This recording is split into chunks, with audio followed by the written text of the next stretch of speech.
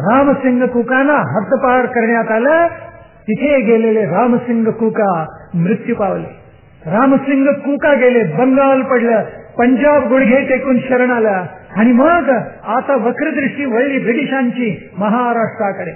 कारण हे 3च प्रांत प्रधान आहेत आणि ते जिंकले की सगळा भारतवर्ष आपल्या अंमलाखाली येणार आणि सगळा हिंदुस्थान लाल होणार याची पूर्ण खात्री प्रत्येक ब्रिटिश अधिकाऱ्याला होती. इथल्या लोकांना अजिबात शिक्षण देऊ नये अशी धारणा काही ब्रिटिश लोकांची होती. मुंबई इलाख्याचा प्रधान ब्रिटिश अधिकारी एल्फिन्स्टन होता, आपल्याला माहिती. हा एल्फिन्स्टन फार जागरूक होता, महाधूर्त होता आणि अतिशय बुद्धिमान होता.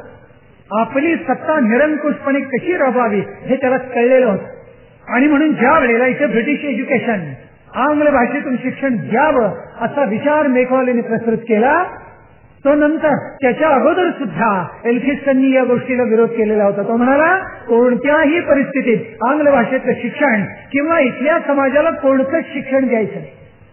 पण ब्रिटिश सरकारने गठ्ठे पाठवले पुस्तकांचे आणि ते पाठवले आणि मळामुठेच्या संगमेच्या काठी एल्फिन्स्टनचा मुक्काम होता. तिथे कॅप्टन ब्रिग्स आला आणि त्यांनी पाहिले ते सगळे गठ्ठे ग्रंथांचे आणि पुस्तकाचे आणि तो चकित झाला आणि तो विचारायला लागला. तो म्हणतो हे गठ्ठे कशाचे आहेत? त्यावेळेला एल्फिन्स्टन महाहुशार, त्यांनी एका वाक्यात दिलं उत्तर. तो काय म्हणाला, त्यांनी चालून पाहिले ब्रिग्सनी पहिल्यांदा सगळे गठ्ठे आणि तो म्हणाला बहुधा एकच देशी आणि शिकण्यासाठी पाठवलेले दिसतात.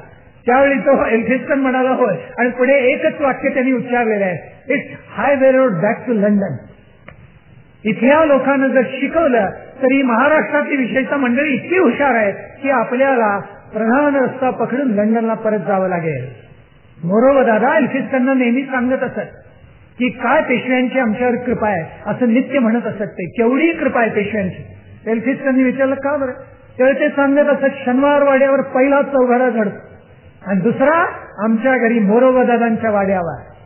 हे एकदा सांगितलं, दोनदा सांगितलं, 3दा, 5-10 वेळेला ते एल्फिन्स्टननी ऐकलं आणि शेवटी एल्फिन्स्टन काय म्हणाला असेल, तो म्हणाला मोरोवर दादा तुमच्या वाड्यावर चौघडा वाजतो आणि तो शनिवार वाड्यात ऐकू येतं असं म्हणता, पण Nana Fadnavis used to whisper in Shaniwar Wada and it was heard in London. Nana Fadnavis Shaniwar वाड्यात कुजबुजायचे आणि त्या राजकारण पटुत्वाचे प्रतिध्वनी आमच्या पार्लमेंटमध्ये उमटत असत. इतिहास कसा असतो त्याची पूर्ण जाणीव ब्रिटिशांना होती. त्यांनी आमच्या इतिहासाचा अभ्यास केलेला होता, नाही असं नाही, पण महाराष्ट्रातल्या विद्वानांनी विशेष करून अभ्यास केलेला होता. सगळा देश ब्रिटिशांनी जिंकला, माणसं जिंकली, पण स्वातंत्र्यवीरांनी इतिहासाची मीमांसा करताना बरोबर लिहून ठेवले. त्यांनी सगळा महाराष्ट्र जिंकला ब्रिटिशांनी, पण महाराष्ट्रीय माणसाला त्यांना कधी जिंकता आलं नाही. त्यांना सगळ्यात धाक आणि भीती जर कुणाची वाटत असेल ब्रिटिशांना तर महाराष्ट्रीयन माणसाची वाटत असेल. कारण हा क्रांती करणारा मनुष्य आहे याची जाणीव त्यांच्या अंतःकरणामध्ये होती. हा तलवारीला तिखट असलेला मनुष्य आहे याची जाणीव ब्रिटिशांच्या मनामध्ये होती आणि म्हणून महाराष्ट्र जिंकला, पण महाराष्ट्रातल्या माणसाला त्यांना काही कधी जिंकता आलं नाही. त्यावेळेला आपल्या महाराष्ट्रामध्ये माणसांचे 3 वर्ग झाले. त्यातला एक वर्ग अंशतः जिंकलेला होता. कोणता वर्ग? त्याला लाचार किंवा ब्रिटिश निष्ठ वर्ग असं म्हटलं जातं. एखादा राव बहादूर सारखा तुकडा पुढे टाकला की त्यांना इतका आनंद व्हायचा, उरलेलं आयुष्य चघळत बसायला. तेवढा तुकडा या मंडळींना लाचार लोकांना पुरेसा होत. राव बहादूर किताब आम्हाला ब्रिटिश सरकारने दिली असं ते अत्यंत स्वाभिमानाने सांगत असतात. हा स्वाभिमान नव्हता, हा लाचारपणा होता. अशी काही मंडळी या पुण्यामध्येही होती आणि अवघ्या महाराष्ट्रामध्ये होती. एल्फिन्स्टन साहेबांनी आमच्या घरी यावं. एल्फिन्स्टन साहेबांचे पाय आमच्या घराला लागले म्हणजे ईश्वराचे पाय आमच्या घराला लागले असं आम्ही समजू, असं पत्र पुण्यामधल्या एका अधिकाऱ्याने लिहिलेलं आहे. आपले गोरे पाय आमच्या घराला लागावे म्हणजे ईश्वराचेच पाय लागावे असं मी समजतो. ब्रिटिशांचं राज्य म्हणजे ईश्वरी वरदान आहे.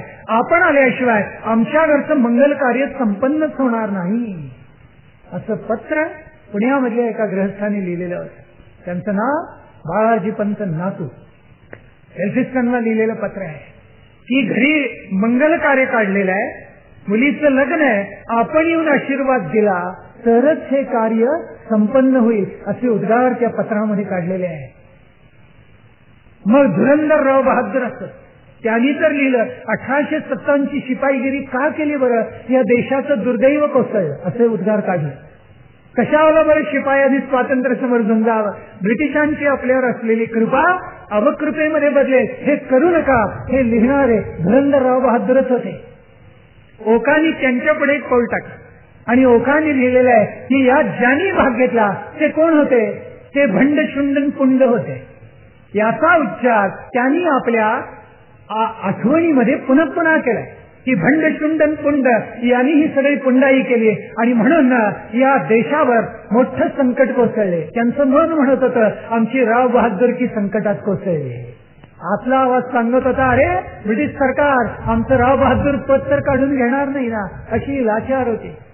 आपल्याला नवल वाटेल, आश्चर्य वाटेल, पण लोकहितवाद्यांच्या शतपत्रांमध्ये सुद्धा हेच लिहिले, वेगळं काही लिहिलेलं नाहीये. आमचे लोकहितवादी लिहितात की हे केवळ ईश्वरीय कृपेचं राज्य आलेलं असताना लोकांना अवदसा का बरं आठवावी. आणि आम्ही लहानपणी शाळेमध्ये असताना हेच वाचत आलो. स्वातंत्र्यवीरांचा तेजस्वी इतिहास, लोकमान्य टिळकांचा राष्ट्रीयत्व आणि त्यांचं तेजस्वीपण, विवेकानंदांची लोकोत्तर भरारी, हे कधी आम्हाला वाचायलाच मिळालं नाही. आम्हाला सगळं मिळमिळीत वाचायला मिळालं. आई वडिलांनी चांगला पिंड घडवला नसता आम्हाला तेच बरं वाटलं असतं.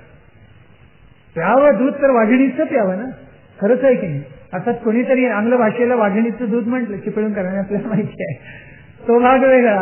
पण वस्तुस्थिती अशी की इतिहासातलं काय निवडून घ्यावं, दोन्हीचा साकल्याने अभ्यास करावा, पण ज्यामुळे आपला समाज, आपलं कुटुंब, आपलं व्यक्तिमत्व आणि प्रधानतः आपलं राष्ट्र धारण केलं जावं, असं काहीतरी आपण धारण करावं, ते उत्कट, ते दिव्य भव्य आपण घ्यावं, हा त्यातला भावार्थ आहे. पण लाचारांना ब्रिटिश निष्ठानाही कधी सुचलच नाही. सावरकर म्हणतात दुसरा वर्ग होता तो याच्या बरोबर उलटा होता, तो ब्रिटिश निष्ठ नव्हता, तो स्वदेशी निष्ठ होता. त्याच्या काही सामर्थ्य होत आणि जे तुमच्याकडे ते आमच्याकडे काकणभर अधिक सरस आहे असं म्हणणारा हा स्वदेशनिष्ठ वर्ग होता. ब्रिटिश कुत्सितपणे म्हणत असत तुमच्या पुराणामध्ये काय वाटेल ते लिहून ठेवलेलं आहे. त्यावेळेला हा म्हणत असे की त्या कुमारी मेरीच्या पोटी येशू कसा जन्माला आला तेवढा आम्हाला सांगा. हे ऐकल्याबरोबर त्या पादऱ्याला म्हणे एकदम थप्पड बसल्यासारखं होत असे आणि आ वाचून तो आकाशातल्या बापाकडे बघत असे, असं एका इतिहासकाराने लिहून ठेवलेलं आहे. म्हणजे चमत्कार हे प्रत्येकात असतात. आमच्या मनूला नावं ठेवता की ज्याच्यामुळे मत्स्यावतार पुढे झाला, त्याचा विचार प्रसृत झाला, पण तीच गोष्ट नाव बदलून बायबलमध्ये आली ती त्यांना चालते, पण आमच्या वैदिक वाङ्मयात आलेली त्यांना चालत नाही. हे आमच्या स्वदेश निष्ठाने दाखवून दिलं. ज्यांच्या मनामध्ये स्वदेश, स्वभाषा, स्वधर्म, स्वातंत्र्य, स्वसंस्कृती असं प्रेम होतं, त्यांनी ब्रिटिशांना आम्ही तुमच्या किंबहुना तुमच्यापेक्षा काकणभर सरस आहोत असं दाखवून द्यायचा प्रयत्न केला. आपल्याला माहिती आहे चौपाटीवरचे गाजलेले संवाद, ज्यांनी इतिहासाचा अभ्यास केला लक्षात आला असेल, विष्णुबुवा ब्रह्मचारींनी ब्रिटिश पादऱ्यांना तोडीसोड उत्तरे दिलेली आहेत आणि त्यांना वादामध्ये निरुत्तर करून टाकलेलं आहे. चौपाटीवर हजारो आपली हिंदू माणसं जमत असत ही चकमक ऐकण्यासाठी. त्यांनी कुराणाचा, बायबलचा सखोल अभ्यास केलेला होता. कुणीतरी एकदा उद्गार काढलेले होते की अरे एक हिंदू मारावा म्हणजे स्वर्गामध्ये आम्हाला जागा ठेवलेलीच आहे, असं इस्लाम एका धर्मीयांनी कुणीतरी म्हटल्यानंतर विष्णुभावांनी त्यांना एक आयत म्हणून दाखवलेली होती, ला इक्राहा फिद्दीन, तलवार घेऊन दुसऱ्याचा वध करू नये आणि धर्मांतर अजिबात करू नये असं तुमचं कुराण सांगतं. पहिल्यांदा जा कुराण वाचन मग माझ्यावर बोलायला या. इतका अभ्यास केलेली मंडळी आपल्याच प्रांतामध्ये होती. हे स्वदेशनिष्ठ होते, स्वभाषा, स्वसंस्कृती, स्वधर्म यावर प्रेम करणार होते. आणि स्वातंत्र्यवीर म्हणतात याच्याही पलीकडे आणखीन एक वर्ग होता आणि तो म्हणजे क्रांतिकारकांचा होता. कोण ही राणी आणि कोण हा राजा? असल्या राजाला ब्रिटिश कालखंडातून आलेल्या, परदेशातून आलेल्या राजा राणीला आम्ही मानत नाही. ही आमची भूमी, ही आमची मातृभूमी, हे आमचं राष्ट्र आहे असं म्हणणारे ते क्रांतिकारक होते. आणि त्यांच्या मनामध्ये एकच ध्यास होता. तो ध्यास कुणाचा? तो स्वातंत्र्याचा, सुराज्याचा, रामराज्याचा होता. पण बंगालमधली मवाळ मंडळी आणि महाराष्ट्रातली ब्रिटिशनिष्ठ मंडळी त्यांना वाटायचं आहा केवढं सुंदर राज्य इथे आलं. सावरकर म्हणतात ही मंडळी इतकी नतद्रष्ट होती, त्याच्याही पलीकडे जाऊन त्यांनी काही शब्द वापरलेले. ही मंडळी इतकी नतद्रष्ट होती की यांना प्रभू रामचंद्रांचं रामराज्य सुद्धा कमी वाटायचं, यांना पुलकेशीचा पराक्रम कमी वाटायचा. विक्रमादित्यांनी निर्माण केलेला सोनेरी इतिहास यांच्या मनाला कधी भावायचा नाही. चंद्रगुप्तासारखे चक्रवर्ती सम्राट या देशामध्ये झाले याची जाणीव त्यांच्या चित्ताला बुद्धीला कधी स्पर्शायची नाही. पण या सगळ्यांपेक्षा सरस कोण तर ब्रिटिशांचं राज्य असं यांना वाटत असे. इतकी ही नतद्रष्ट मनाने खचलेली आणि संपूर्णतः पराभूत झालेली मंडळी होती. त्याला पहिला छेद जर कुणी दिला असेल वासुदेव बळवंत फडकेंनी दिला. पुण्याचे वासुदेव बळवंत फडके ज्यांनी लोकोत्तर पराक्रम तर गाजवला, मोठी संघटना बांधायचा प्रयत्न केला. रामवंशी सरदार दौलतराव आपल्या उजव्या हाताला घेतले, रामवंशी नव्हे रामवंशी असा पराक्रम सरदार दौलतरावांनी गाजवला. इतका हा निधड्या छातीचा पराक्रमी होता. त्यानं उजव्या हाताशी धरलं, माणसं गोळा केली, प्रचंड पराक्रम केला, गाजवला. मी कुणाचा मंत्री आहे, प्रधान आहे पेशव्यांचा असं ते सांगत असत स्वतः. मी पराक्रम गाजवायला छत्रपतींनी जे स्वप्न पाहिलं स्वराज्याचं त्याच्यासाठी मी आलेलो आहे असं सांगत असत आणि लुटालूट करत असत, गोरगरिबांना धन देत असत. वासुदेव बळवंत फडक्यांना पकडा असं ब्रिटिश सरकारने बक्षीस लावलं, त्याच्याही पेक्षा जास्ती बक्षीस ते लावत असत आणि म्हणत असत डॅनियलला जो मारून घेऊन येईल त्याला इतकं बक्षीस मी देईन. हा नवाच प्रयोग त्यांनी क्रांतीचा सुरू केला आणि ब्रिटिश सरकार झळफळायला लागलं. त्यांनी लढाया केल्या, प्रचंड पराक्रम गाजवला. आई आजारी होती. नोकरीमध्ये असलेल्या वासुदेव बळवंत फडक्यांना अवसर मिळाला नाही. त्याला आपण रजा असं म्हणतो. अवसर असा खरा शब्द आहे. तो दिला नाही ब्रिटिश सरकारने आणि म्हणून त्यांना फार वाईट वाटले. पुढे गेले तर आईचं दर्शन झालं नाही. आई मृत्यू पावलेली होती. वर्ष श्राद्धाला अवसर नाकारला आणि म्हणून त्यांनी नोकरीवर लाथ मारली आणि पराक्रमासाठी ते बाहेर पडले. पराक्रम गाजवला.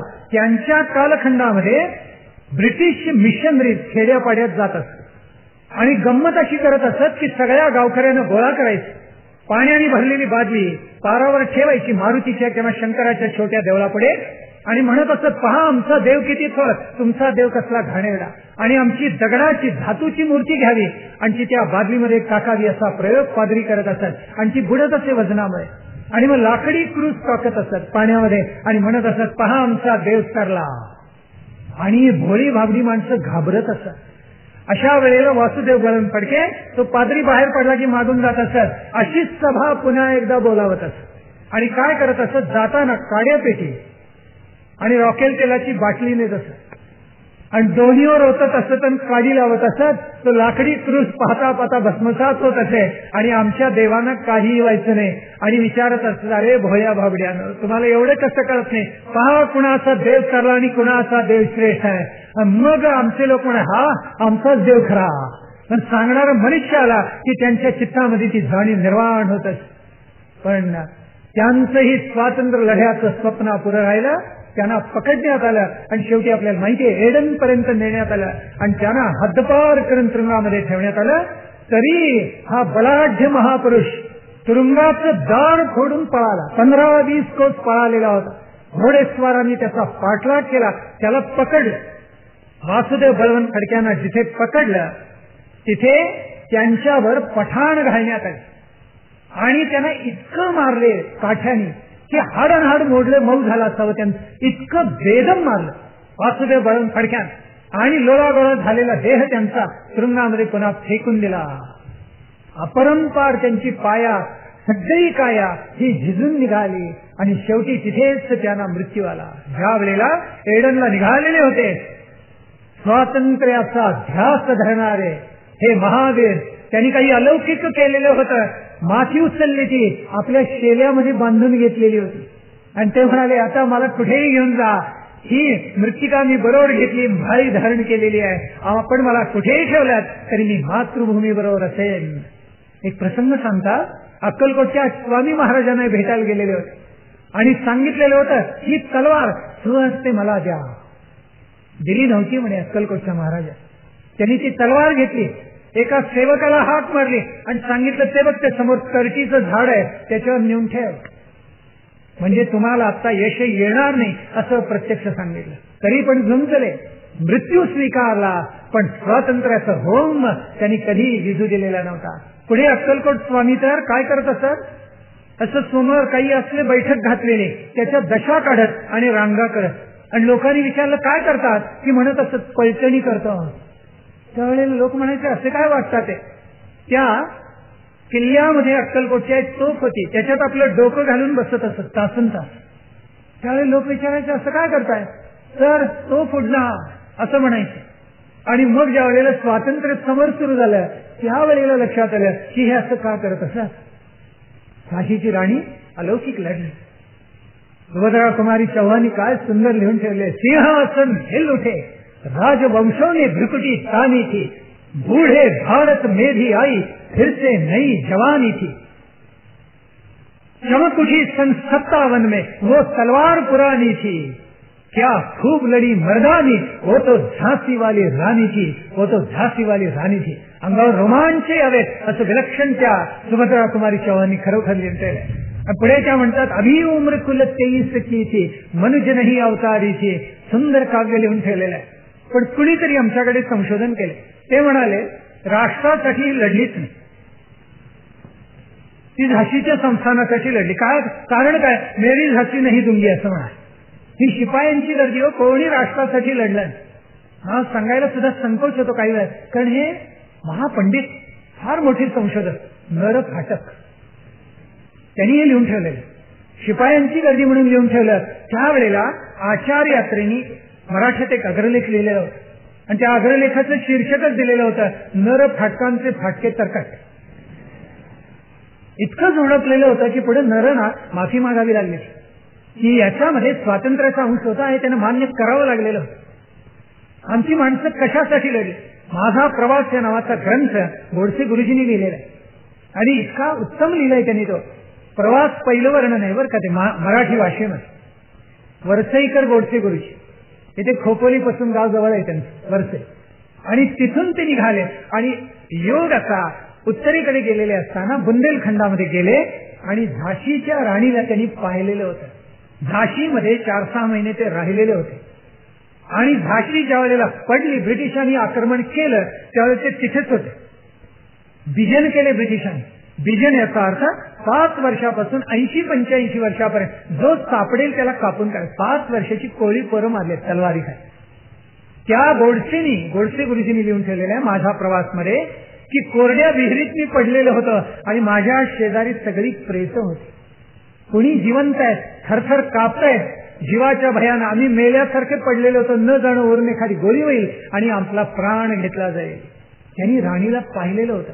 राणी चालते कशी, बोलते कशी, दिसते कशी, घोडदौड कशी करते, दानपट्ट्याचे हात कशी करते, दिनचर्या कशी आहे. डॉक्टर लोनी जसं लिहून ठेवले फ्रेंच माणसांनी, तसं गोडसे गुरुजींनी लिहून ठेवलेलं आहे, आणि ते मुळात अतिशय वाचण्यासारखं आहे. त्यांनी लिहिले बिजन झालं आणि मी पळालो. पळत असताना मला कळलं अनेकांच्याकडून ब्रिटिशांनी पहिलं कृत्य कोणतं केलेलं असेल. झाशीच्या राणीचं ग्रंथालय होतं.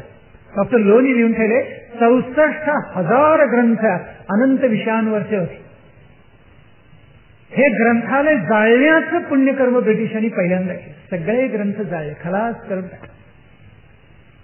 शिवाजी राजांच्या कालखंडामध्ये ब्रिटिश अधिकारी आलेला होता, आणि तो शिवाजी महाराजांना म्हणाला तुम्हाला जलयान नावा बांधायला मदत करतो, पण तुमच्याकडे नौदलावर काय काम झाले ते मला पहिल्यांदा सांग. तर शिवाजी महाराजांनी शेणवीना सांगितलं. हे शेणवी दुभाषी होते, इंग्रजी भाषा उत्तम बोलत असत. राजगडावर मुक्काम झाला, आणि 3 महिने 2 पोथ्या दोघं वाचत होते. संस्कृत वाचायचं आणि त्याचा अनुवाद करायचा. ज्यावेळेला 3 महिने संपले तेव्हा तो मायले म्हणाला तुम्ही मला कशाला बोलवलं, मला येतं त्याच्यापेक्षा 1000 पट ज्ञान या पोथ्यात आहे. सांगायचा मुद्दा असा की असं किती ज्ञान आमचं जळलं असेल, किती नाश पावलेला असेल. 64 सहस्त्र ग्रंथ अनेक विषयांवरचे हस्तलिखित गोळा केलेली जळून गेली, खलास होऊन गेली.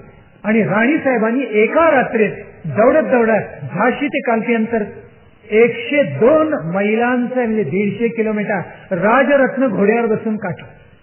तिथे त्या जाऊन पोचल्या एका रात्रीमध्ये. तटावरून वगैरे घोडा काही फेकला, काही वेड्या नव्हत्या त्या, काय वाटेल ते लिहून ठेवतात. इतिहासाचा अभ्यास केला तर लक्षात येतं असलं त्यांनी काही केलं नाही.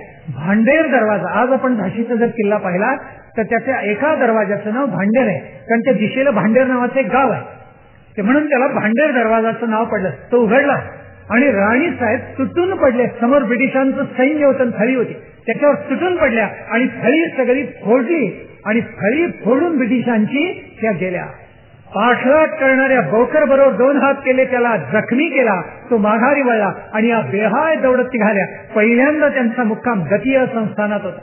दतिया आणि ओडिशा ही 2 संस्थान अशी होती, सोन्याचा धूर निघत असे, पण सगळी माणसं ब्रिटिशनिष्ठ, पराभूत लाचार मनोवृत्ती. झाशीच्या राणीसाहेबांचे वडील मोरोपंत तांबे बेहाय लढलेले होते आणि मांडीवर घाव बसलेला होता. सगळी मांडी गुडघ्याच्या खालपर्यंत फाटून निघालेली होती. तसेच दौडत दौडत आलेले होते. ते दिसल्याबरोबर त्यांना पकडलं दतियाकरांनी आणि कुणाकडे दिलं? Captain sir युरोजकडे. झाशीला आणून दिलं. भर दुपारी किल्ल्यासमोर त्यांना टांगण्यात आलं, फाशी देऊन मारलं. राणीसाहेबांना एक काही माहिती नाही. दतियाला पोचल्या अंधार सगळीकडे झालेला होता, झुंजूमुंजू झालेलं होतं आणि त्यावेळेला नेमके हे गोडसे गुरुजी माझा प्रवास लिहिलेले जीवाच्या भयानं घाबरले, पण सगळीकडे गोळ्या, सगळीकडे खणखणाट, तोफांचे आवाज चाललेले आहेत आणि कसा बसा जीव वाचवून आले आणि नेमके दतियामध्ये आहे. आणि पाहतात तर एका विहिरीवर काही घोडेस्वार थांबले, घाबरले, एका झाडात लपले आणि पाहतात तर भारतीय पोशाख केलेले कुणीतरी एखादे वीर पाणी शेंदून काढत. त्यावेळेला त्यांना धीर आला आणि पुढे गेले आणि जवळ जाऊन पाहतात त्यांना धक्का बसला, कारण पुरुषी वेश केलेले त्या झाशीच्या राणीसाहेब होत्या. त्यांना नवल वाटलं आणि त्यांनी एकदम नमस्कार केला आणि ते म्हणाले, राणीसाहेब आपण पाणी शेंदून काढू नका, मी देतो काढून. त्यावेळेला राणीसाहेब नाही म्हणाले. त्यांनी पुढे एक वाक्य उच्चारले, त्याची नोंद गोडसेंनी आपल्या ग्रंथात केली. झाशीच्या राणीसाहेब का लढल्या ते त्यांनी नोंदवून ठेवलेले आहे. त्यांचे उद्गार असे आहेत राणीसाहेबांचे, मी तर अर्धा शेर तांदूळाची धनी नाही. मला काय करायचं होतं हातात तलवार घ्यायला, मी सुखाने खात होते, जगत होते. पण पुढे त्यांनी म्हटले, आज स्वातंत्र्य संकटात आहे, स्वधर्म संकटात आहे आणि स्वदेश स्वराष्ट्र संकटात आहे, म्हणून मी हातामध्ये खड्ग धारण केलेला आहे. झाशीच्या राणीसाहेब कशासाठी लढल्या त्याचा हा लखलखीत पुरावा आहे. पुढे बाणपूरच्या मर्दन सिंगाला ज्याचं नातं सख्या भावासारखं त्यांना होतं त्याला पत्र लिहिले, त्याचा पुनरुच्चार त्यांनी केलाय. ग्वाल्हेरच्या संग्रहालयामध्ये बाणपूरच्या मर्दन सिंगाला लिहिलेलं पत्र आज सुद्धा आपल्याला पाहायला मिळतं. जावा आणि वाचा, म्हणजे झाशीच्या राणीसाहेब का लढल्या हे स्पष्ट होईल. अशी अनेक नररत्न नव्हे स्त्रिया उभा राहिल्या आणि त्यांनी झुंज दिली. वासुदेव बळवंत फडके पराभूत झाले. झाशीच्या राणीसाहेब त्या अगोदर पराभूत झालेल्या होत्या. 1858-57 स्वातंत्र्य समारोह हा उठाव प्रचंड जर झाला असता तर काय झालं असतं? आचार्य अत्रेंनी लिहिले, भारतवर्षामधल्या प्रत्येक माणसाने पाण्याची एक एक चूल टाकली असते तरी ब्रिटिश सगळे वाहून गेले असते. पण हे केलं नाही आमच्या माणसाने. आपण जर पाहिलं तर आपल्याला असं दिसेल इतिहासामध्ये की 1 काय एवढी सुद्धा माणसं आपल्या देशातली लढली नाही. नर्मदे खाली जवळजवळ सगळा भारत शांत होता. कुठे थोडके उठाव झाले असतील नाही असं नाही, पण आम्ही सगळीकडून पराभूत होत गेलो. महाराष्ट्रात पराभूत झाला पण ती ज्वाला खदखदत राहिली, ज्याची प्रेरणा स्वातंत्र्यवीरांना चाफेकरांच्या रूपाने मिळाली. आणि मग त्यांनी प्रतिज्ञा केली, मारिता मारिता मरे तो झुंजेन, स्वातंत्र्याचा केतू उभारेन आणि या राष्ट्राला स्वातंत्र्य मिळवून दिल्याशिवाय राहणार नाही. ही प्रतिज्ञा चाफेकरांच्या पराक्रमातून, त्यांच्या स्वातंत्र्य प्रेमामधून त्यांना लाभलेली होती. इतिहासाची काही पृष्ठ त्यांनी स्वतः अभ्यासलेली होती, नाही असं नाही, पण महाराष्ट्रामध्ये जे घडलं त्याचा डोळस अभ्यास त्यांनी स्वतः स्वातंत्र्यवीरांनी केलेला होता.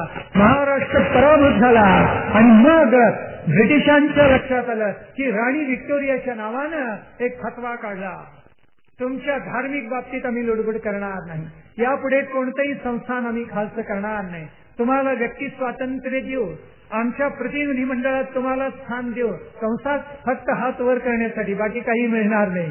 हे कंसामध्ये अध्यारूत होता, पण जितका हा क्रोध शांत होईल तितका करायचा प्रयत्न त्यांनी केला. आणि मग त्यातूनच पुढे राष्ट्रीय सभेची स्थापना झाली, इंडियन नॅशनल काँग्रेस. ही स्थापना ह्यूमनी केली आपल्याला माहिती आहे, पण स्वातंत्र्य युद्ध झालं त्यावेळेला हा इटावा शहरामध्ये होता. मीरजमध्ये मंगल पांडेनी पहिली गोळी झाडली त्यावेळेला इटावामध्ये हा जिल्हाधिकारी होता ह्यूम, आणि हा वणवा पेटला इटावामध्ये येऊन पोहोचला. त्यावेळेला त्यांनी सगळे सैनिक होते ते बरोबर घेतले आणि त्याला कळलेलं होतं की वेशीवर एक मंदिर आहे आणि त्या मंदिरामध्ये क्रांतिकारक सगळे जमलेले आहेत. तेव्हा उपजिल्हाधिकारी डॅनियल म्हणून होता, त्याला त्यांनी बरोबर घेतलं. खूप नावं सांगतोय ना, शेवटच्या दिवशी विचारतो आपला अलिखित करार प्रत्येक प्रवचन मालेचा की जे जे ऐकाल ते ते श्रद्धेनं धारण कराल आणि सगळी नावं नेटकी लक्षात ठेवाल, म्हणजे इतिहास कळतो थोडा थोडा आणि तो पुढल्या पिढ्यांनाही सांगता येतो.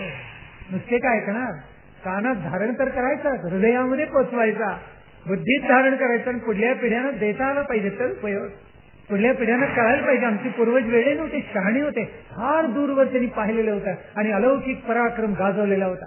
इटावामध्ये वेशीवर ज्यावेळेला स्वातंत्र्य सैनिक आलेले आहेत हेच कळलं त्यावेळेला आपली फौज घेऊन तो निघाला. उपजिल्हाधिकारी डॅनियल होता आणि त्यांनी पाहिलं तर गावकरी त्यांना अन्न देत होते.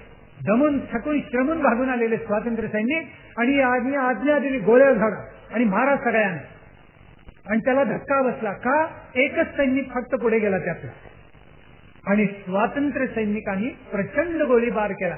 त्याच्यामध्ये पहिल्यांदा डॅनियल मिळाला आणि या ह्यूमला पळता भुई थोडी झाली, तो पळाला आणि एका अज्ञात स्थळी त्यांनी आश्रय घेतला आणि ब्रिटिश निष्ठ होते त्यांना तो म्हणाला या सगळ्या आगीतून मला बाहेर काढा. त्याला सुचेना कसं जायचं. त्यावेळेला जे लाचार ब्रिटिश निष्ठ होते ते म्हणाले काळजी करू नका, आम्ही तुम्हाला बाहेर काढतो. आणि त्यांनी काय केलं, त्याला काळा रंगवलं पहिल्यांदा सगळा. तो गोरा होता त्याला काळा रंगवला आणि मुसलमान स्त्रिया जसा बुरखा घालतात तसा त्याला बुरखा घालण्यात आला आणि मग ह्यूमला इटावामधून बाहेर काढलं. तो ज्यावेळेला बाहेर गेला आता कोणीही पाठलाग करत नाही हे त्याला कळलं, त्यावेळेला हुश झालं त्याला. ही घटना पुष्कळ अगोदरची होती, म्हणजे जवळजवळ 13-14 वर्ष अगोदर, राष्ट्रीय सभेच्या स्थापनेच्या अगोदरचे, 85च्या अगोदरचे, 1885च्या. त्यावेळेस त्यांनी असं ठरवलं आता इतकं सामर्थ्य हे लोक प्रगट करतात, पुन्हा रक्तपात होईल, पुन्हा स्वातंत्र्य समराला प्रेरणा मिळेल, नको. मग आता काय करूया, ही जी वाफ दडलेली आहे भारतामध्ये ही कुठेतरी स्वातंत्र्याची बाहेर काढून टाकली पाहिजे.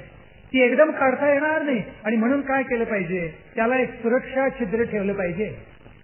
मराठीत त्याला आपण सेफ्टी वॉल म्हणतो, माहितीये, जसा कुकरला असतो की नाही, की वाफ बाहेर निघावी लागते योग्य वेळेत, नाही तर स्फोट होतो, झाकण उडून पडतं बाहेर, आपलं अन्न बाहेर येतं, ते व्हायला नको म्हणून सुरक्षा छिद्र, सावरकरांचा शब्द आहे, सुरक्षा छिद्र ठेवावं असा प्रयोग करायला त्यांनी प्रारंभ केला.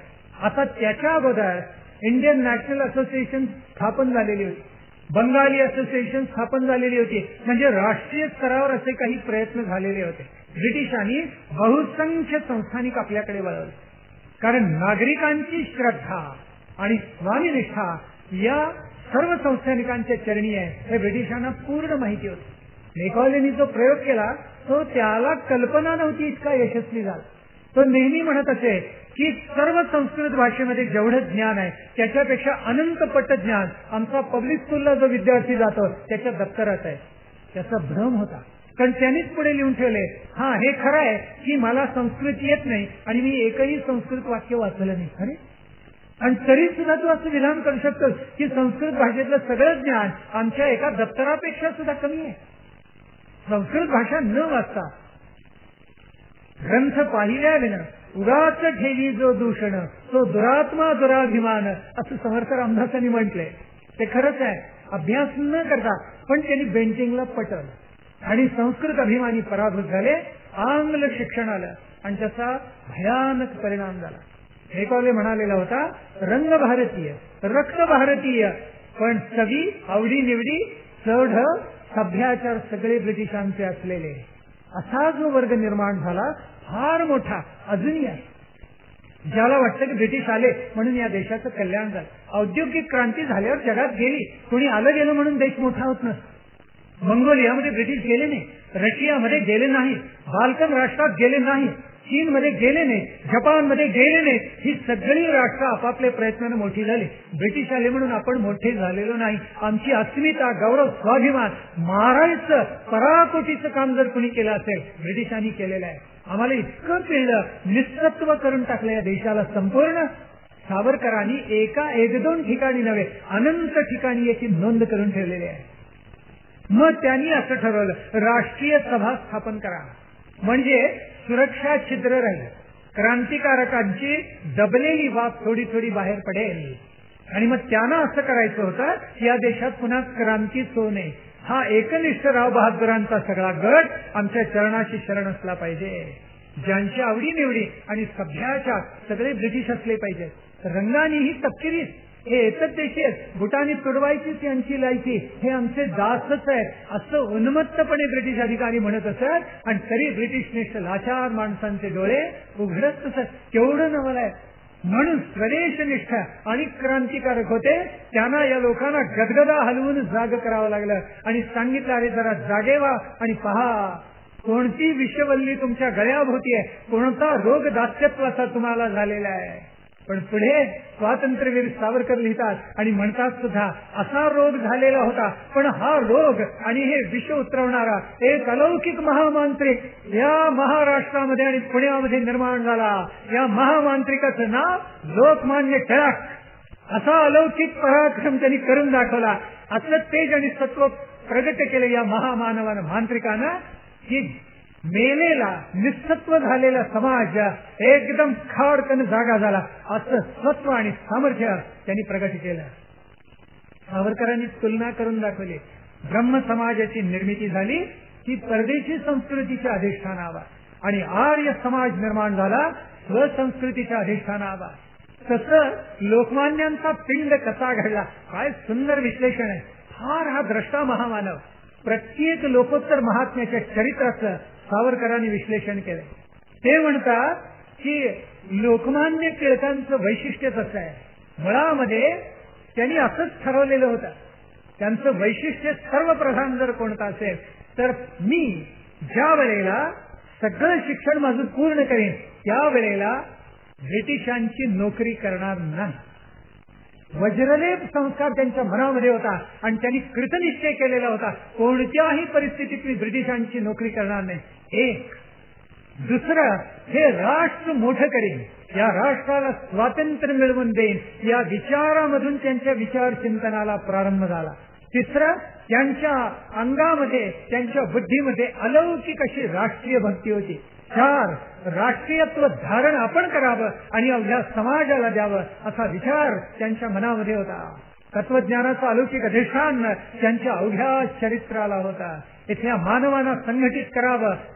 सावरकर म्हणतात, अथपासून इथपर्यंत जहालच राहिले, हे त्यांचं वैशिष्ट्य आहे. कधीही टिळकांनी गुडघे टेकले नाही. मग भले अगदी मला मंडालेला पाठवा किंवा अन्यत्र पाठवा, मग येरवड्यात ठेवा नाही तर डोंगरीच्या तुरुंगात पाठवा.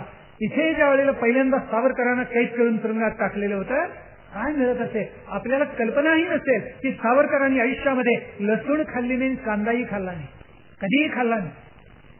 त्यांना तुरुंगामध्ये खायला काय मिळत असते, एक भाकरी मोठी आहे, त्याच्यावर लसूण आणि कांद्याचा ठेचा आणि पाणी इतकं गढूळ असेल की भडभडून या, असं गढूळ पाणी. त्या भाकरीमध्ये पालीचे तुकडे निघत असत, झुरळ निघत असत, खडे तर असतच, मातीची ढेकळं निघायची. टिळक शांतपणे वरचा ठेचा सगळा काढून ठेवायची आणि त्या पाण्यामध्ये भाकरी कुस्करत असत आणि शांतपणे त्याचं सेवन करत असत. तिथं प्रति ज्यावेळेला टिळकानं पकडलं, त्यांचा जामीन मिळावा म्हणून धडपड कोणी केली. एक मवाळ वकील होते पुण्यामध्ये, त्यांचं नाव खरे. मवाळ होते पण टिळकांवर ईश्वरासारखी श्रद्धा होती, निष्ठा. जेल जामीन मिळवायचा प्रयत्न केला, मिळाला नाही, परत आले. आणि आता टिळकानं कसं सांगायचं तुरुंगामध्ये, म्हणून भेटायला गेले ते टिळकानं. रात्रीची वेळ झालेली होती आणि गेले. मनात इतकं वाईट वाटलं तर अरे कसं सांगायचं टिळकांना. गेले आणि पाहतात, गजातून मागे पाहिलं, काय दृश्य दिसलं असेल.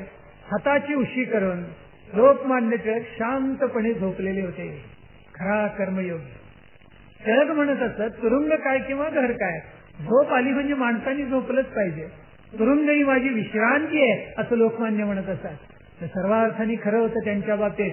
आजूबाजूचे भ्यायचे, लोकमान्य म्हणायचे अरे भिता काय, तुरुंग माझी विश्रांती आहे. आणि द्वारपाल म्हणाला कैसा आदमी आहे, तो गया.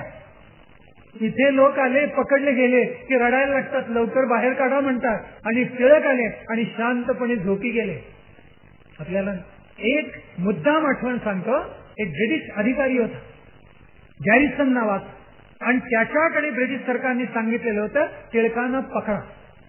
तेव्हा टिळकांच्या बद्दल कागदपत्र त्याच्या हातामध्ये पडली. पहाटे टिळकांना पकडायचं ठरलेलं होतं. तेव्हा टिळक तुमच्या बाबतीत असं वॉरंट निघालेलं आहे, तुम्हाला पकडण्यात येईल, हे टिळकांना कुणी जाऊन सांगितलं असेल, तुमचा कदाचित विश्वास बसणार नाही. गॅरिसनला एक मुलगी होती गोरी, तिने जाऊन सांगितलं टिळक की तुम्हाला पकडणार आहेत आमचे वडील, तुम्हाला लवकर जा. आणि खरोखर केसरी वाड्यातून टिळक बाहेर पडले आणि गॅरिसनला त्याला पकडता आलं नाही. किती प्रेम केलं असेल लोकमान्य टिळकांच्या. टिळकांनी आपल्या आठवणीत लिहून ठेवले. गीता रहस्यासारखा अलौकिक ग्रंथ त्यांनी मंडालेच्या तुरुंगामध्ये निर्माण केला. एकांतामध्ये तो अधिकारी थक्कवून बघत राहायचा की तासनतास हा मनुष्य तल्लीन होईल. लेखनी धरणी आहे हातामध्ये, लीद बसलेला आपला, चिमण्या येत आहेत, त्यांना दाणे घालतं, कुणी चिमण्या खांद्यावर बसतायत, हातातले दाणे खाताय. चित्त शुद्ध तरी शत्रू मित्र होती. तुकाराम महाराजांनी म्हटले, त्याला तर अभंग माहिती नाही, पण त्यांनी याची देही याची डोळ्याचे दृश्य पाहिलं. टिळकांनी एका अग्रलेखामध्ये लिहून ठेवलेलं आहे की ब्रिटिशांनी इसवी सन 1858 ते 1900 इथून किती संपत्ती नेली. आपण तो अग्रलेख जर वाचला असेल, टिळकांची नोंद जर वाचली असेल तर आपल्याला कळेल. टिळकांनी लिहून ठेवले, वस्तू कच्चा माल बाजूला ठेवा, पण केवळ पैसे किती नेले इथून, चलन किती नेलं, 90 कोटी पाऊंड. 1858 ते 1943 वर्षामध्ये 90 कोटी पाऊंड. आज त्यांनी लिहिले, इतकं पिळलं ब्रिटिशांनी आम्हाला, सोन्याचे वर्ख ओरबाडून दिले भिंतीवर, विहिरीमध्ये पाणबुडे उतरवले, तट खणून काढले, सगळं लुटून फस्त करून नेलं, हा देश नागवून टाकला असं त्यांनी लिहिले. खरंय, सर्वार्थाने सत्य आहे, ऐतिहासिक सत्य आहे. म्हणून टिळक हा महामांत्रिक आहे. का म्हणत असत? इतिहासाचं दुर्दैव असं आहे की सावरकर पुण्यामध्ये आले, लोकमान्यांचा सहवासी लाभला, परदेशी कपड्यांची होळी झाली, लोकमान्यांनी त्यांचं नाव पुरस्कृत केलेलं होतं, आणि म्हणून लंडनमध्ये एका दृष्टीनं सावरकरांचं नाव स्वीकारलं गेलं. हे अंशतः खरंही आहे, पण सावरकर लंडनला गेले आणि त्याच्यानंतर त्यांची टिळकांची कधी भेट झाली नाही. इतिहासाचं फार मोठं दुर्दैव आहे. एकत्र दोघं नांदले असते, एक जहाल आणि दुसरा क्रांतिकारक, तर कदाचित स्वातंत्र्य अधिक जवळ आलं असतं, कदाचित या देशाचा इतिहास पालटून गेला असता, पण ते घडायचं नव्हतं. पण या महामांत्रिकाबद्दल सावरकरांच्या मनामध्ये नितांत भक्ती होती. कारण टिळक हे मान झुकवणारे नव्हते, ताठ मानेनं आत्मगौरव राष्ट्राचा जागवणारे होते. प्रतिनिधी मंडळाच्या बैठकीला गेले आणि त्या कालखंडामध्ये प्रथा अशी होती की भारतीयांनी जोडा बाहेर ठेवायचा. याचा सगळ्यांनी अनुभव घेतला. चाफेकरांनी घेतला, टिळकांनी घेतला, ईश्वरचंद्र विद्यासागरांनी घेतला. उन्मत्त ब्रिटिश अधिकारी जोडे टेबलावर ठेवत असत, मेजावर, आणि ईश्वरचंद्र विद्यासागरांच्यावर बोलत असत. ईश्वरचंद्र विद्यासागर महासचिव, बैठक झाली कलकत्ता विश्वविद्यालयाची, सगळे जमले आणि फार थोडी भारतीय माणसं होती. ईश्वरचंद्र विद्यासागर चपला घालून गेले ते आणि जोडे पायात ठेवून टेबलावर ठेवले पाय. त्यावेळेला तो ब्रिटिश अधिकारी इतका भडकला अध्यक्ष, तो म्हणाला, तुम्हाला सारे सभ्याचार येतात ज्याशी यांना कळत नाही. ईश्वरचंद्र म्हटले, काय झालं? हा सभ्याचार मी तुमच्याकडूनच शिकलो. कारण अमुक अमुक महाविद्यालयाचा प्राचार्य पायात जोडे घालून टेबलावर पाय टाकून माझ्याशी बोलला. त्यावेळेला मला वाटलं की ब्रिटिश लोक एकमेकाशी असंच बोलतात. थप्पड मारल्यासारखा त्या अध्यक्षाचा चेहरा झाला. असं सत्व प्रगट करणारी आमची माणसं होती, नाही असं नाही, पण त्यांना विदारक अनुभवातून जावं लागलेलं होतं, हेही सत्य होतं. टिळक म्हणाले, आम्ही बोट वर करायला येणार नाही प्रतिनिधी मंडळाच्या सभा, आमचे जोडे बाहेर काढून ठेवायला लावतात, नंतर आम्हाला आत पाठवता, आणि तेही तोंड बंद ठेवण्यासाठी नाही चालणार. कारण टिळकांनी सगळं चित्र पाहिलेलं होतं. ब्रिटिश निष्ठांना काय वाटत असेल, लाचार मंडळींना, की देवी श्री व्हिक्टोरिया सार्वभौमिनी आमची. व्योमेशचंद्र बॅनर्जी, मुंबईमध्ये पहिलं अधिवेशन झालं राष्ट्रीय सभेचे, इंडियन नॅशनल काँग्रेस, आणि पहिल्यांदा गाणं काय, तर आमची राणी, तिला ईश्वर उदंड आयुष्य देवो. कुणाला? व्हिक्टोरियाला, झाशीच्या राणीला नाही, व्हिक्टोरिया राणीला उदंड आयुष्य देव. आणि सगळे जमलेले लोक गौरव आणि जय जयकार कुणाचं करत होते, तर व्हिक्टोरिया राणीचा. या राष्ट्रीय सभेला काही अर्थ आहे? ज्यांना परदेशी आक्रमकच आपले स्वामी वाटतात, स्वतंत्रता मिळूच नाही असं वाटतं, केवढं आश्चर्य आहे. टिळक असे गप्प बसणारे नव्हते. चाफेकरांची प्रेरणा स्वातंत्र्यवीरांनी घेतली आणि तुम्ही जो क्रांतीचा लढा सुरू केला तो पुढे चालू ठेव असं आत्मगौरवाने सांगितलं. पण खरा गौरव टिळकांच्यामुळे त्यांच्या मनामध्ये निर्माण झालेला होता. चाफेकरांची प्रेरणा होतीच होती, पण या महामंत्रिकाला त्यांनी शिरोधारी केलेला होता. टिळकांना जोडे बाहेर काढून ठेवायला सांगितले. अधिकारी म्हणाला, आज जा, आमची पद्धत अशीच आहे, गोरे जोडे घालून आज जाता, भारतीय माणसं जोडे बाहेर काढून ठेवतात. टिळक हसले. पुणेरी जोड्याचा हिस्सा दाखवणार होते. नंतर टिळक आत गेले, सभा झाली आणि टिळकांनी विरोध दर्शविला आणि सांगितलं, बोट वर करायला आम्ही आलो नाही, आमचं प्रतिनिधित्व पाहिजे, तरच आमच्या देशामधल्या असलेल्या देशबांधवांची दुःख आम्हाला मांडता येतील, तुम्हाला ती कळणार नाही. स्वातंत्र्याचं दुःख तुम्हाला कळणार नाही, आम्हाला कळलेलं आहे. आणि खणखणीत बोलले. आणि ज्यावेळी बाहेर पडत होते त्यावेळी तो गोरा अधिकारी म्हणाला, काय लोकमान्य, कशी मजा केली तुमची. त्या लोकमान्य म्हटलं, काय झालं. तो म्हणाला, पहा, आम्ही बूट पायात घालून टकटक वाजवत आत गेलो सभागृहामध्ये. मग टिळक म्हटलं, काय झालं. पहा, आम्ही जोडे घालून आत गेलो आणि तुम्हाला मात्र जोडा बाहेर काढून ठेवायला सांगितला. आणि तो खदखदा हसला. त्यावेळी लोकमान्य इतके बुद्धिमंत महाचतुर, ते म्हणाले, अहो यात काय. हसायला लागले लोकमान्य. तो सपापला म्हणाला, का हसता. लोकमान्य म्हणाले, यात गौरव आमचाच झाला. त्यावेळी तो आणखीन बुचकळ्यात पडला. म्हणाला, असं कसं काय. त्यावेळी लोकमान्य म्हणाले, अहो एका हिंदू माणसाचा जोडा ब्रिटिश अधिकाऱ्यांनी राखला, यात गौरव कोणाचा झाला. प्रसंग केवढा, पण काय विलक्षण राष्ट्राभिमान या महात्म्याच्या मनामध्ये असेल. चरित्र त्यांचं किती गावं सांगावं तितकं लोकोत्तर आहे. टिळकांचं ही प्रेरणा स्वातंत्र्यवीर सावरकरांनी इतिहासातून घेतलेली होती. 1857 स्वातंत्र्य समर तर लिहिलाच, पण बंगाल, पंजाब, दक्षिण भारत, महाराष्ट्र इथे काय घडते. राष्ट्रीय सभेच्या स्थापनेमध्ये मुसलमान किती कमी आले स्थापनेच्या वेळेला, याचीही मीमांसा त्यांनी केली. आणि काँग्रेस जनांनी त्यांचं लांगुल चालन किती वेळेला केलं. अहो या ना, पदर पसरतो, भीक मागतो, इतक्या टोकाला जाऊन मुसलमानांना बोलावायला लागले. आणि भविष्यात ते लोक आपल्या डोक्यावर कसे बसले याची इतिहासातली मीमांसा स्वातंत्र्यवीर सावरकरांनी पराकोटीच्या तर्कशुद्धतेने केलेली आहे. ही इतिहास मीमांसा केली आणि त्या इतिहास मीमांसेतून, पूर्व इतिहासातून, महात्म्यांच्या लोकोत्तर चरित्रातून स्वातंत्र्यवीर सावरकरांचा पिंड घडत गेला. तो कसा घडला तो आता उद्याच्या प्रवचनामध्ये पाहायचा. त्यांचं बाल्य, तारुण्य, शिक्षण हा एक अद्भुत अध्याय त्यांच्या चरित्रामधला उद्या पाहायचा. आज जेवढं ऐकलं तेवढं श्रद्धेनं हृदयात धारण करायचं, बुद्धीमध्ये साठवायचं, संपूर्ण वंदे मातरम म्हणायचं आणि त्यानंतरचा विरमायचं. स्वातंत्र्यवीर सावरकर की जय. भारत माता की